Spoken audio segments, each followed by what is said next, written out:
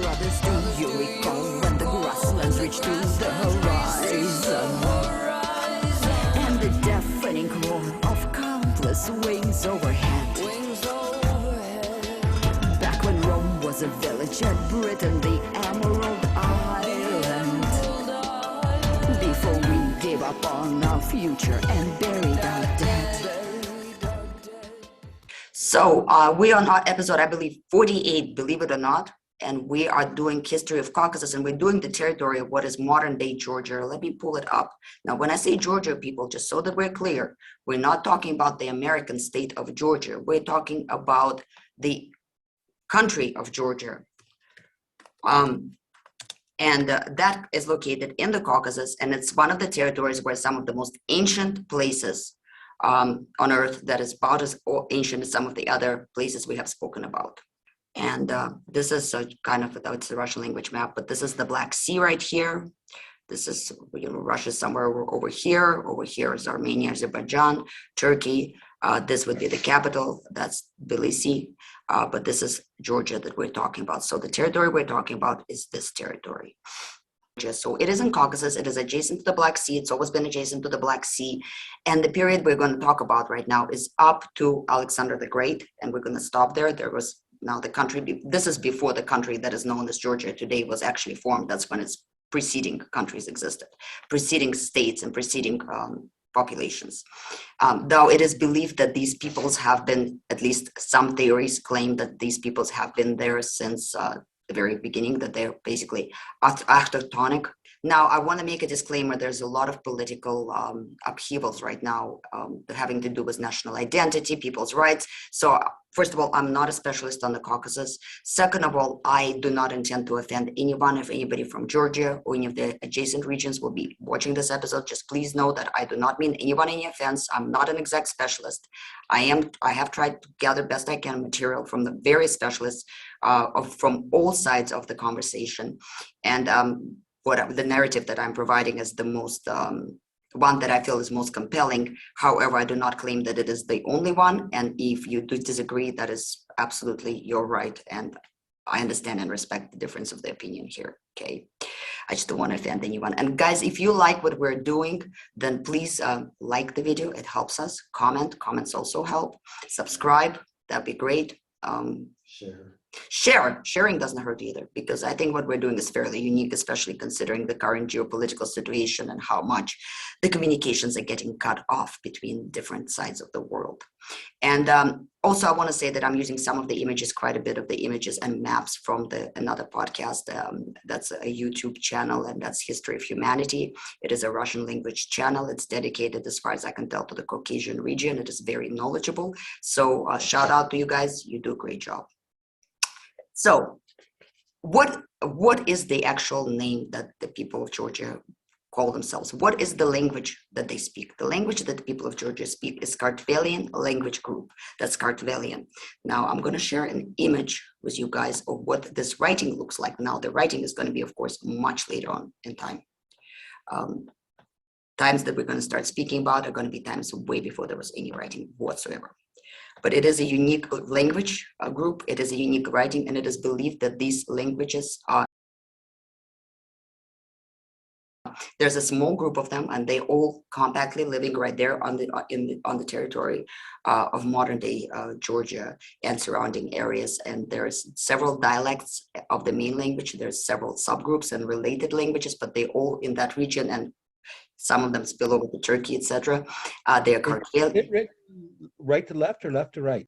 Right to left, that's standard. But there's a couple interesting things about it. It's a unique writing system that is partially based on Aramaic, it is believed, and partially based on the Byzantine Greek, it is believed, but it has kind of evolved into its own thing. They have no capital letters. There's no stress in Georgian languages and Kartvelian languages. There's no stress in the words. So any fluctuations are conveyed by emotional motives, basically a motive nature of the language. The people we talk about, I just want to show you some images of the Georgian people. Modern day Georgia is Orthodox. They own Georgian Orthodox Church. It is very ancient.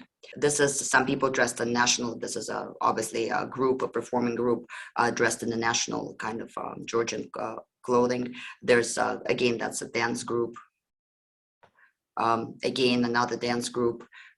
Very beautiful people, very unique people, very, again, hospitable people, people who are warriors traditionally, people who have been seen themselves as warriors of Christ throughout history. They actually participated in the Crusades, of course, much later than the time period we're going to be speaking about. Traditionally gorgeous women, gorgeous men, wine, literature, song, dance, poetry, chronicles. Here's some images from history, historical images. And there's some images, I think it's from a movie or something like that. So these people call themselves Kartveli. So, and the root of that word is the word Kart, or Kartuel was the original pronunciation. Now, the Georgian language does not sound like in the European language. It is not in the European language.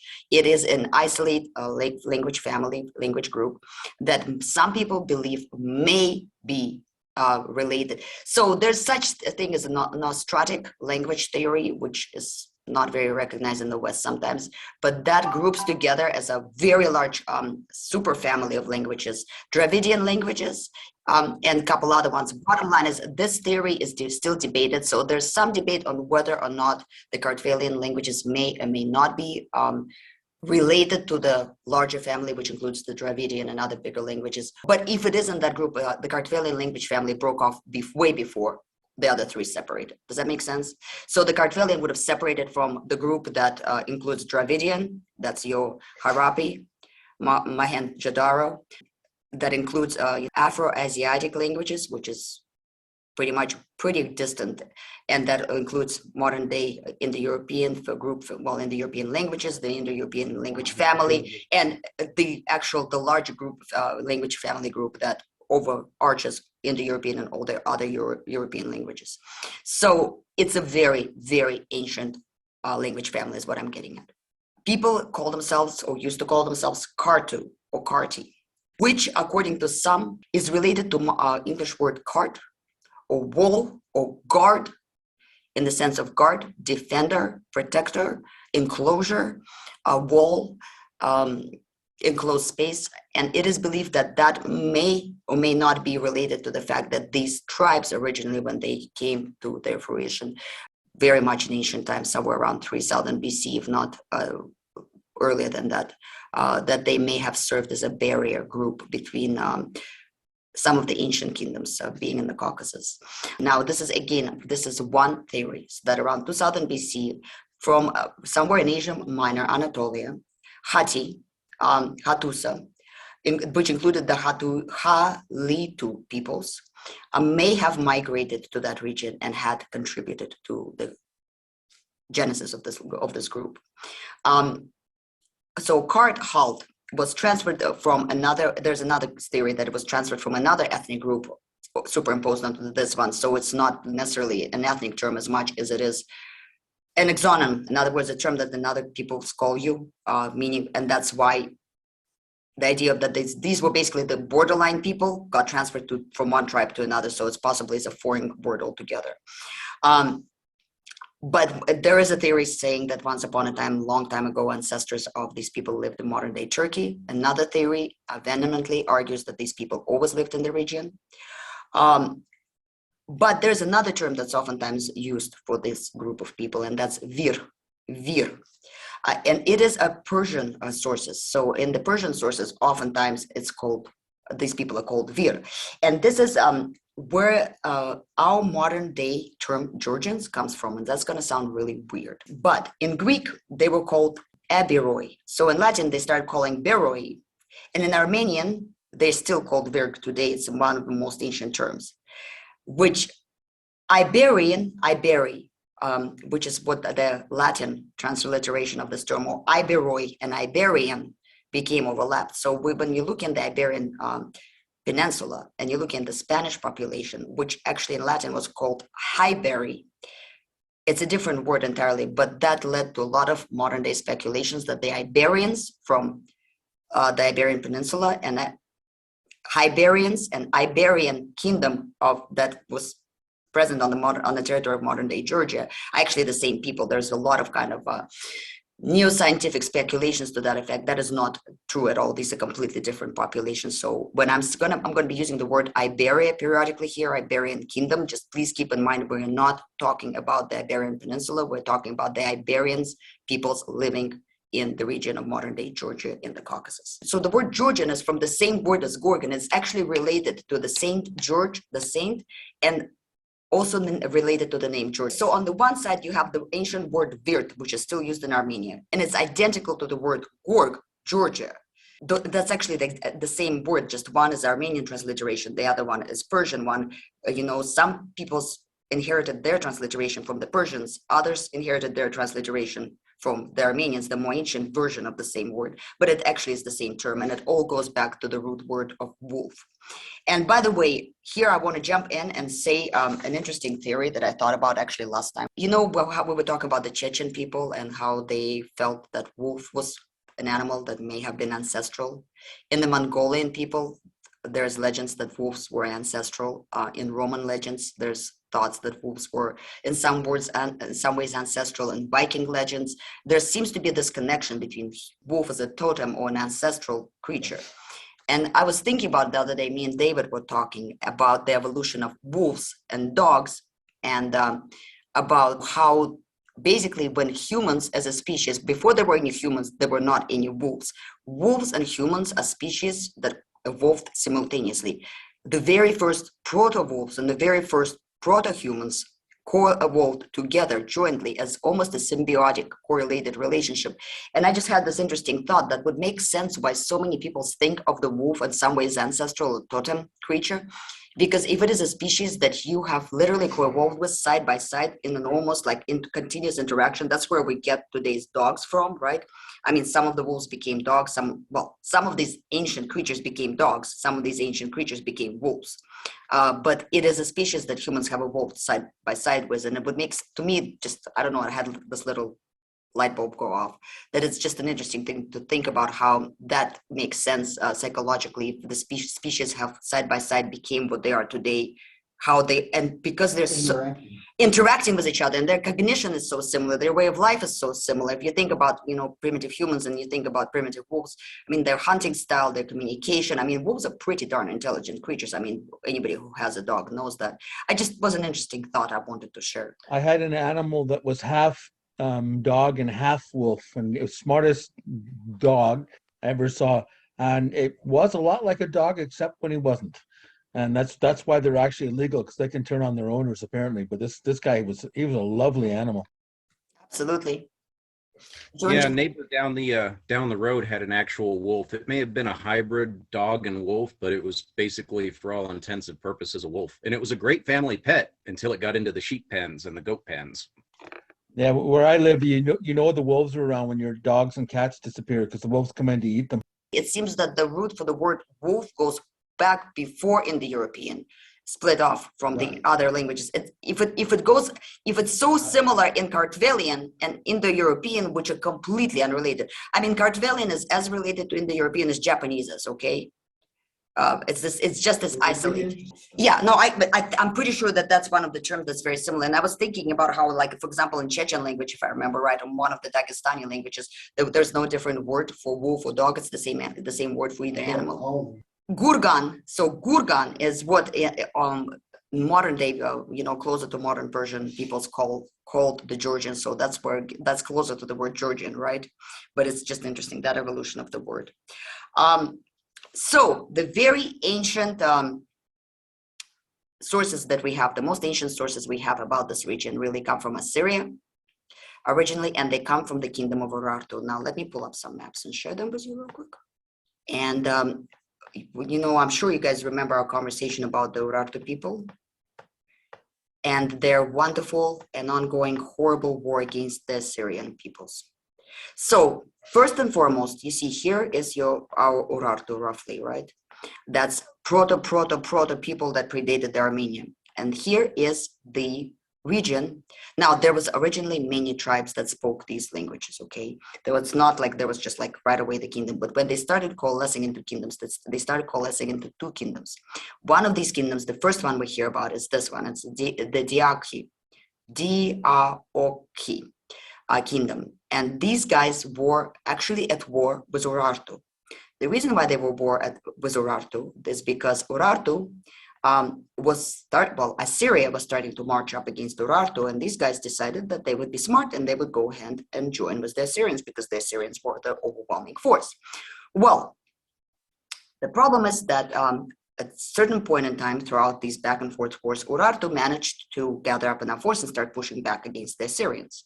Meanwhile, the Colchis peoples, which was basically a whole separate territory over here. Now, this is very, very rough. You can see this is not really a map, it's just a region. The reason that being is because these are very vague mentions. I think there's like 3 mentions total in various Urartu inscriptions, one of which basically talks about the defeat of the kingdom of Diaoki. And a couple mentions in the Assyrian text, and that's about it. Now, the Colchis people, we're going to talk about a little bit more.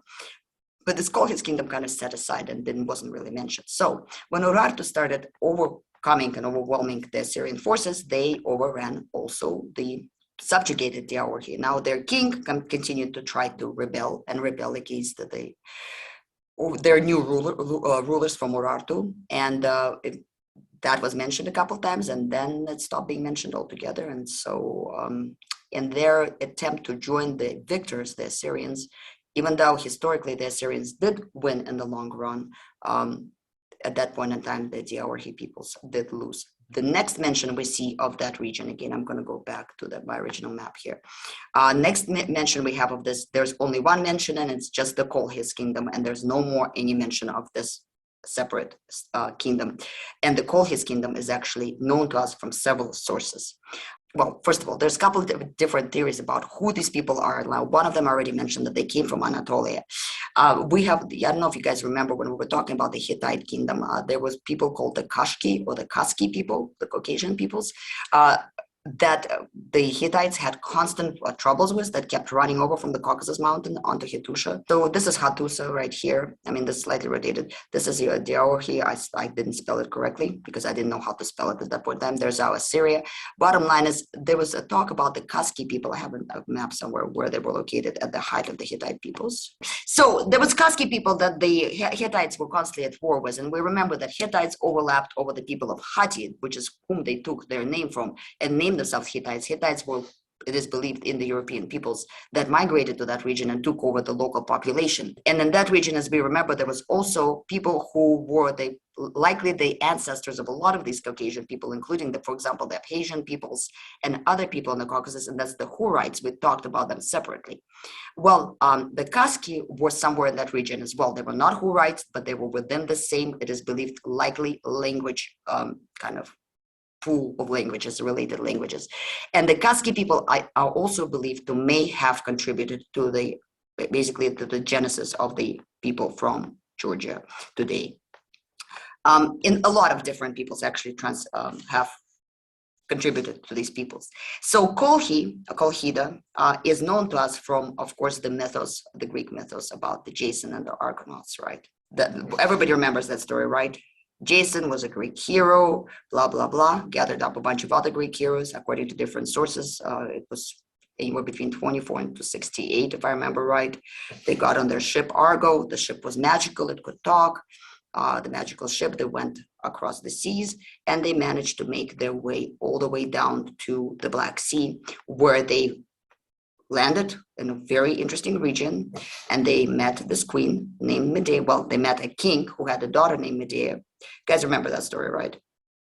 And Medea fell madly in love with Jason. She helped Jason acquire the Golden Rune, and he took her home, and they became husband and wife. She was a magician. She was also a healer. She, the story says that she killed her younger brother and betrayed her father in order to help her beloved. Was madly in love with him, lived with him as his wife for 7 years. And then they had some children. And then, of course, him being a dude, decided that he wanted to increase his power and his might, and he was going to marry a young local princess. That's kind of an idea of what this ship might have looked like. And when she found that out, Medea, now we know the story from a couple of different sources. The original story goes that when Medea found out, well, all stories do, that when Medea found out this fact, she said, okay, husband, all right, I'm not going to be your wife anymore. You're kicking me out. Here's this beautiful clothing. Give them to your new bride. And he gave them to his new bride. And he asked his little children to help him present this gift to his new second wife, basically, to be. And when the young woman put on the dress, it immediately killed her because it was poisoned. At which point in time, the local peoples got very, very angry about that, and they wound up killing the kids. That's original version of the story. Anyway, so the second version is that Medea, not only did she poison the second wife to be of her beloved husband, but that she in fact actually killed and fed him her children out of rage, and that she was the one responsible for doing that. So she was blamed on top of it all for everything else. Bottom line is, regardless, no first wife, no second wife, no kids. End of the story. Very sad and very lonely hero Jason in his old age is meandering about, homeless and hopeless. And he comes, this is what this illustration is kind of he comes across a ruined remains carcass of Argo, and he decides to take a nap under it, and the ship crashes and basically buries him under it. And that's the end of the story. But the moral of the story, don't betray your family, your home, and your brother for some stupid dude. Because who knows what he's going to do in 7 years and what you're going to be remembered in history as. But the interesting part about that story to us, as people talking about the Colchis kingdom now, is the fact that Medea is specifically mentioned to be from the kingdom of Colchis, and there's enough, we hear about this in Homer, we hear about this in Herodotus, we hear about this over and over in different Greek sources. There's enough hints in the story for people to be able to kind of reconstruct the journey that people from Greece would have had to take to make it to this very far away region. I was just going to say that Medea would have been a great ship's mechanic. Yeah. Oh no, she did, and moreover, the only reason they bloody got back is because, excuse my French, is because because Medea was helping them every step of the way. I mean, here's a rough map of how they supposedly have traveled. You can see they went all over the place. I mean, much as. But bottom line is, in the end of the entire, and this is based on the travels according to the. Their journey back was much more complicated than their journey there, but that would be Carthage, yeah, territory, yeah, and all Celtic up here. Yeah, there's our Colchis right here, right? There's our Greece. That's where they'd be taking off from. So the journey there makes perfect sense, right? It's a simple journey. Now, if you follow the tail of how it's supposed to go back around, that's very highly unlikely, to tell you the truth. But this right here, this stretch right here from, oops, I clicked the wrong button. But bottom line is, if they straight up went from Greece to Colchis, that makes sense. And then you guys do recall the story where there's the mountains that are closing in and basically crushing the ships between them, and they have to be very skilled to go through them. And once they pass those mountains, they wind up getting stuck open. So there's a couple interpretation of the story. I mean, the ones that are most interesting to us are, of course, the geographical and the historical and kind of the anthropological ones, ethnographic ones. But there's also kind of the idea that this is maybe a recounting, because already Homer knew about the story and was mentioning it in passing as something that was well known before his time. And Homer is one of our earliest sources in ancient Greece. This is a story that goes very far back in time, describing the very first establishment of trading routes between Greece and this region. And the Greeks are going to, throughout the history of Georgian region, I'm just going to call it Georgia because that's what it's called today, play a huge part, especially in Colchis, in the formation of that kingdom, because that's an not so much formation, just kind of the shaping of the kingdom, because they're going to be traveling back and forth quite a bit. There's going to be trade back and forth. There's going to be quite a bit of influence on this region from the Greeks and vice versa. So, but it was quite a perilous journey back then. So this region was known as far back as before Homer's time. Now Homer is what, 800 BC or something like that, right around there. So for a while, this kingdom is what we know of. This kingdom is now another part of the story is at that time within the mythos, we remember that they already have a king in Colchis. I mean, Greeks describe it as having a king because Medea is a princess. So it means they had an organized state there. And then there's the story about where Jason had to fight against an army of dragon teeth that he planted in the ground and came up as armed warriors. So by the time that Greek ancestors, ancient Greeks, got to this region, we had a state that not only already had a king and a state, it also had an organized army, an armored army, according to the mythos, because he's described as having to fight armored men, and a large number of them. So this might be an echo of some of the early wars and encounters that these peoples had with the local settlers, with the people who lived in the region. So that's one really big formational mythical story that is very essential to the Georgian people today, that they know themselves as. The other mythical story that is foundational to the Georgian people today is a lot more Christian, obviously, and it has to do with the same story that a lot of peoples across the world have that have any sort of Christian roots, and that is the idea. Let me exit out of this, and that is the idea that somehow Noah was responsible for the formation of the peoples. And that is a very interesting story. So the idea is that Noah had a son who had some sons, and the sons, so the grandsons of Noah, there's a bunch of them listed. So for example, the first one is Hyos, the second one was Cartlos, and another one was Eros, and not Eros in the sense of the little cherub with the wings, but Eros in the sense of, it's another word for Aros, Alani, the Alan people. There's another one named Caucasus and a bunch of other ones. But the one that's important to us in this story is the one that's named Cartlos. And you see how that's related to the word Kartvelian, to the self-identity of these people. And there's a legend saying that from the sons and daughters of this Cartlos, who was a very mighty warrior and a righteous Christian man, how this population sprung to be. So that's another foundational mythos in the region. That as Christian peoples is very much treasured by it's one of the first early Christian kingdoms of Georgia, which is in itself is I mean, I don't know how interesting to you guys are the linguistic things, but it's interesting because Kartos was the os at the end of that word. Okay, so in Georgian language, the os ending, like, you know how we have, I don't know, Prometheus, Atheus, I don't know, but Plato is just Plato, but I don't know who else, Aristotle, or whatever else. Bottom line is, in English language, you put those os endings on the end, or us endings oftentimes on the end of the Greek words. Well, in the Georgian language, normally that would actually mutate to a different sound. It would be li. So Kartlos actually in Georgian is Kartveli. So, but the word Kartlos, for some reason, is currently present in the Georgian language with the os ending. So there's an idea that that might be secondary, boring, later on, much more recent introduction into the Georgian history, which would make sense because it is something that came with Christianity. And the Bosnian Greek king was last one time. Huh? Very close. Right. Yeah, of course. And then they had a lot of course, interaction with Byzantium and all those peoples because they were just right there, right around the same region also. But so the language, a little bit about the Georgian language, unless somebody has anything to say. Anybody?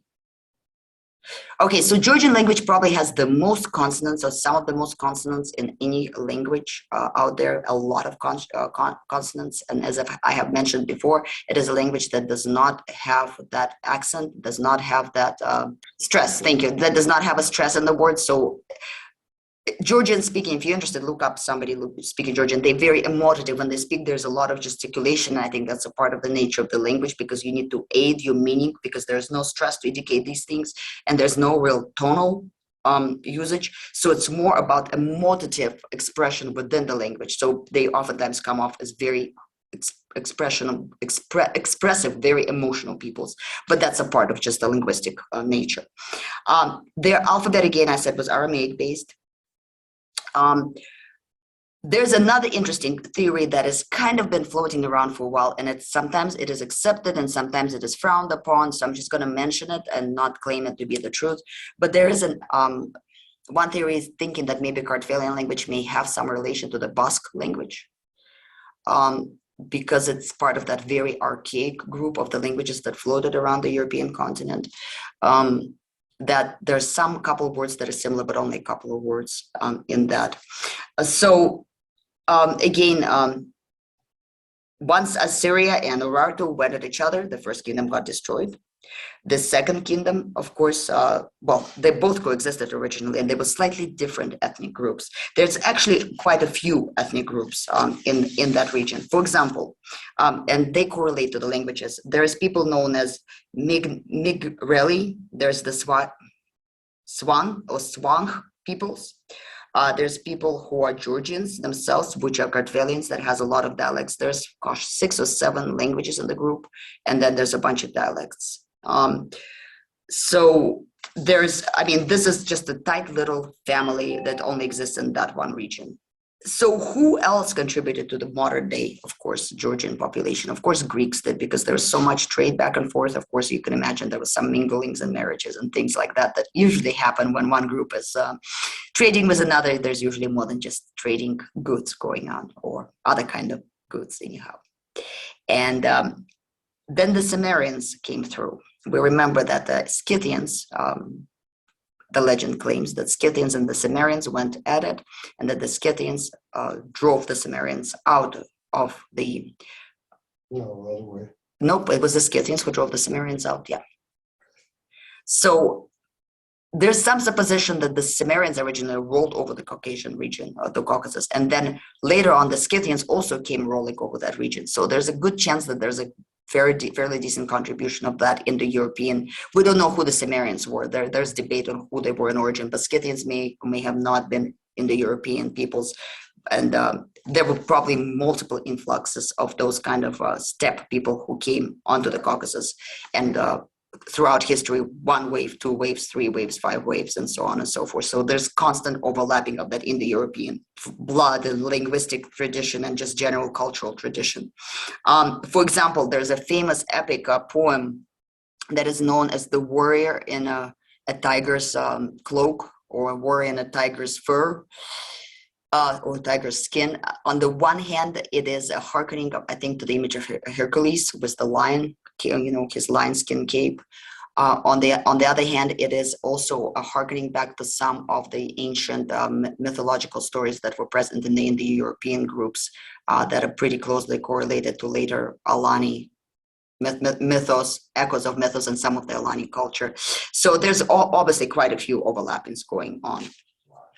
Yeah. Who else? Oh, and there's actually quite a bit of Scythian burials and archaeological traces found in that region. So they tightly interacted with the Greeks, and then around 5th century BC, of course, the Persians with Cyrus the Great expanded, and they rolled over the region. We remember that they were started interacting with what by that point in time became Armenia, and Georgia, of course, also fell under the sphere of influence of the Persians. So that's where the Persian layer happens, yet another Indo-European layer, and they never became subjugated per se by the Persians. They never became incorporated into the Persian Empire, but they did. There's some sources that claim that they paid tributes and peoples. So every 5 years, for example, 100 girls and ladies, and like young ladies, and 100 young men. Bottom line is they were in some sort of tributary relationship with Persia and heavily under Persian influence, of course. And even some of these Kartvelian language group tribes actually were included in the Achaemenid Empire and became a part of the Persian sphere directly, but the Colchis kingdom itself did not get incorporated. The very archaic pantheon of the Georgian, of the Kartvelian group of peoples also included a lot of Hittite deities. So there's obviously pretty heavy Hittite influx early on as well. So we're talking about population that, whatever theory anybody wants to argue for, what I'm thinking is you had your local population that was probably closely related to all the surrounding peoples, right? You know, your Vanahi people, which is, you know, the Chechens, etc., to your peoples of the Albania, that the Caucasian Albania, which is modern day kind of territory of Azerbaijan, to the Urartu peoples, to the Kaski people, the Mushki people, all Hatti peoples, Abkhazia being right next door to Georgia, they always interacted. All of these people, all these Caucasian peoples and groups and tribes always intermingled, but they had their individual parts too, because Caucasus is a mountain range, and it is divided into valleys, into various different regions. And then different groups, Hittites and Kaski and Cimmerians and Scythians and Greeks and Persians and Indo-Europeans of all kinds of different groups, Mongols even later on, all the way down to Slavs, and add in anybody and everybody else. I mean, because that is such a wealthy region. This is such a hospitable region. This is a region of bright sun, of very fertile lands, of wine, of beautiful easy seaports. At the same time, you have impregnable mountains. So I think that the modern ethnical group that is now known as the Kartvelian language group, and that is mostly known to the world, outside world, as today the state of Georgia in the Caucasus, actually probably owes its genesis to a lot of different groups of people, all of which in a way endemic to that region. Wherever they may have originally come from, but together they form this very unique culture, very unique peoples, and very unique language system and writing system that is so rich and so outside of it's kind of a civilization in its own, in a way Kartvelian peoples are, and that's something that you gotta definitely recognize. And just like Armenia is kind of a very standalone state, but Armenia formed more in this first closely integrated with the Persian Empire, to where the Georgian, what later became Georgia, kind of had its own long history before it became Christian, before it had those close ties with Armenia, before it moved on later on to have close ties with the Russian Empire. It was already an ancient culture with very, very deep, unique, and special roots. Oh, and then Alexander the Great came, and the Colchis Empire ended. I mean, the Colchis kingdom just ended. I mean, because, once he defeated the Persians, that's, Sasha, also known as Alex, also known as Alexander, also known as gosh knows what else, guy with the horns, with the ram horns, the son of Egyptian god, and the blah, blah, blah, blah, blah. Bottom line is, when he came, all of that ended, and that was over. So, all right. Yeah, and he died at 33. But I'm waiting to see if anybody has any questions or thoughts or complaints or inquiries. Strikes me as kind of odd, and it's with a relatively small part of the planet, but a great many people living there that are quite distinct and yet similar in some ways too. Like, I'm just wondering how they all got along over the years, and I guess apparently they didn't. Well, see, and that's by killing each other a lot, said David. Well, I mean, I think that's why I really wanted to cover that region, because it is really not very well shown in English language. I mean, Georgian's a little bit better known than some of these other regions, but yeah. Georgian, by the way, Georgian language is one of the easiest of the Caucasian languages to learn. It has the least of the unusual for Western language kind of sounds and consonants, but it does have a lot of consonants in a row. So in that sense, it is kind of hard. Again, Georgian people are some of the warmest, most hospitable, some of the most I don't know. I've interacted with Georgian peoples in my personal life, and I'm in love with the culture. I'm in love with the country. I'm in love with the peoples, and hopefully, things will be good between them and all the other people that I care about, including my own. So we'll go back to this. Oh, and just really quickly, I wanted to tell a story. This is a poem, a Georgian poem. So, of course, Chechens and Georgians interacted quite a bit, because they have lived kind of side by side for a long time. I mean, relatively side by side, but they were at war at different points in time. And there is an interesting, on and off they were at war. So there's an interesting poem. This is, of course, a period that's much later than our times, but there's a story about a Georgian who was at war with Chechens. He was wandering through the mountains. So Georgian was wandering through the mountains, and he got lost, didn't have anywhere to go, and he came across basically a Chechen village. And he asked one of the Chechens there. He just said he's a regular hunter. He's not a warrior. He asked basically to be protected. Well, he just asked for a place to crash, right? Full hospitality. And the Chechen house owner let him in. And of course, when the other Chechen peoples came hunting this man who's been killing Chechens for the previous X amount of time, his Chechen host refused to give up his guests, and they side by side fought against his Chechen brothers, because the law of the hospitality in the mountains is something you just don't break. And they both died side by side. Well, that story that you just told, that goes back to the very, very deep and strict honor code that we've talked about before, I would imagine. Right, and that's a part of all the mountain peoples, I think. Well, and actually, that just had me thinking, and just like what Ryan said, there are very ancient laws of hospitality, and that cross over many cultures and many millennia, and that actually might be a fun, a really interesting episode to do, is looking at just how many of those laws of hospitality cross across culture and across time. That would be actually interesting to do. Okay, I've actually found something that's in Georgian, about Georgia.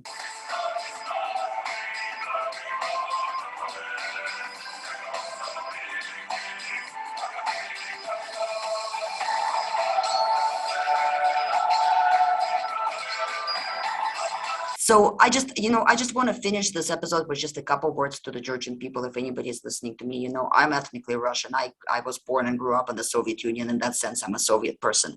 I just want to say what my impression of the Georgian people is, regardless of what today's geopolitical situation may be, whatever difficulties, complications, and bloodshed and mutual hurts there exist. I just want to tell you what it is that you people are to me.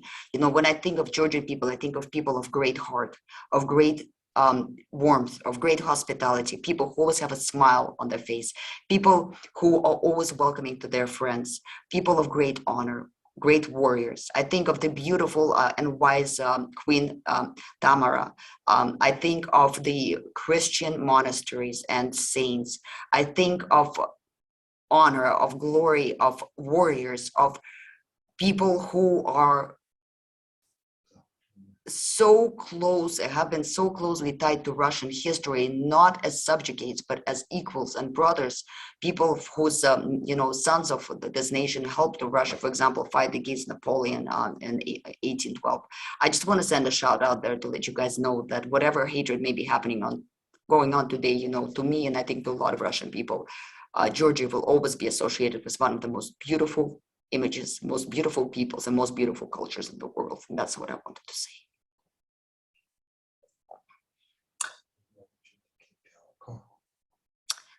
Anybody has any thoughts or comments? One of the things I love about how you structure your podcasts and your presentations is how you address language, and there's such a there's so much embedded history in language, in the study of language, and I think it's absolutely fantastic how you use a study of language and a view of language to delve into the history that connects us. Well, thank you. Thank you so much. And I think David wanted to jump in, so I'm going to silence for a second, let him come on. I just wanted to jump in there on Julie's appeal there and maybe broaden it a little. There's a lot going on in the world today, and we try to stay away from it because we don't want to offend people. But to everyone on the face of this planet, we really need to find the commonalities of our humanity. Okay, guys. Well, I guess unless somebody else wants to jump in with something, but that's pretty much. So a couple more episodes on Caucasus, and then we'll figure out where to move on from there. We're either going to go do Etruscans or China. Yeah, just a quick thought, and as you know, we're talking about the history of, I mean, all of these peoples, and there are. I'm losing track of how many cultures over how many millennia we're covering in this tiny little space, this relatively small space, and yet, as you spoke of earlier, they still hold the histories, the stories of Jason, the stories of Noah. Is very much a very central piece of their cultural identity, and then and we're talking about just all of this. We're talking about millennial of turmoil, and yet they've maintained culture, and they've maintained a very very special sense of identity. And so if something can give us hope today, is that what is ongoing today, the conflicts ongoing today, there's a resiliency of the spirit that will overcome. Right. And I believe in that. I trust in that. Thank you for that. I believe in that as well, because I mean there have been so many conflicts throughout history, and I think just the hospitality story alone, that's why I wanted to share it, because I think it's very life affirming. Because I think that even in the worst hell of human vices and wildness, there's room for that kind of brotherhood, dignity, and honor. Yes, it's very inspiring. Yeah, and I think down the road, one entire episode on hospitality, the ancient laws of hospitality, would be fantastic. Absolutely, because it is so essential to human culture. Actually, you know what? I'd love to do that episode, because it's very much still present in some cultures. For example, in modern Russian culture, it's still very much the echoes of it are right there. The word, like for example, in the Protestant culture, that's not so prominent. But I second that motion, by the way. Okay, cool. We will do that for sure, guys. Yeah, and it could serve as a very nice counter argument to the conflicts going on today. Absolutely. That sounds great. Okay, guys. Well, thank you again. It's wonderful to have you all here, and it's good to see everyone, and we'll see you guys in 2 weeks, okay? Okay, stay in touch. Bye, guys. Good to see everybody. Bye, guys. Everybody be well. See you soon. Bye. Bye.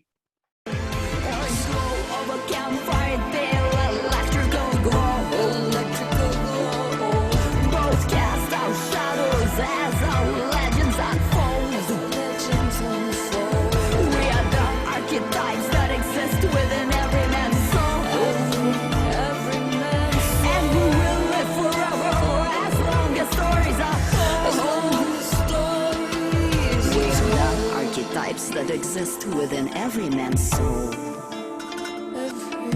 and we will live forever, or as long as stories are told. We are the archetypes that exist within every man's soul.